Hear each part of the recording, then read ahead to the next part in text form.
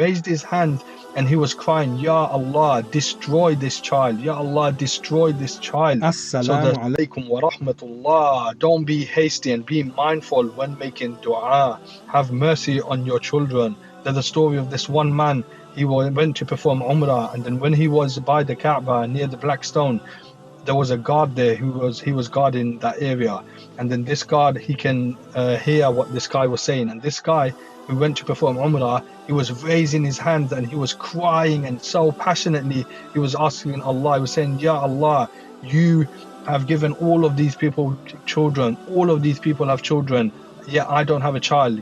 Grant me a child. He just wanted one child. He was crying and he was begging Allah for a child. Fast forward about 18-20 years later, in that same spot, that same man, he came to perform Umrah again, and the same guard, he was there, and then he noticed that guy. When that guy in that same position, he raised his hand and he was crying, Ya Allah, destroy this child. Ya Allah, destroy this child. So the soldier, the guard, he came down from his position and he approached the guy and he took him away. And then he said to him, were you not the guy that came here around 18-20 years ago and was making dua for a child, and now you're asking to destroy this child? And the guy said, yes. And then the soldier told him, by Allah, you have wronged him on both occasions. How?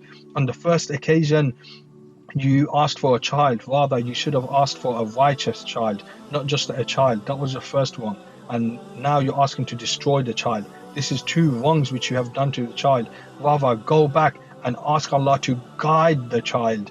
So the guy, he went back to that position and he was crying, and passionately again he was asking Allah, Ya Allah, guide my child. About 1 or 2 years later, he noticed that same guy again who came to perform Umrah, and he was standing there, but this time he was with a 18 or 20-year-old boy or man.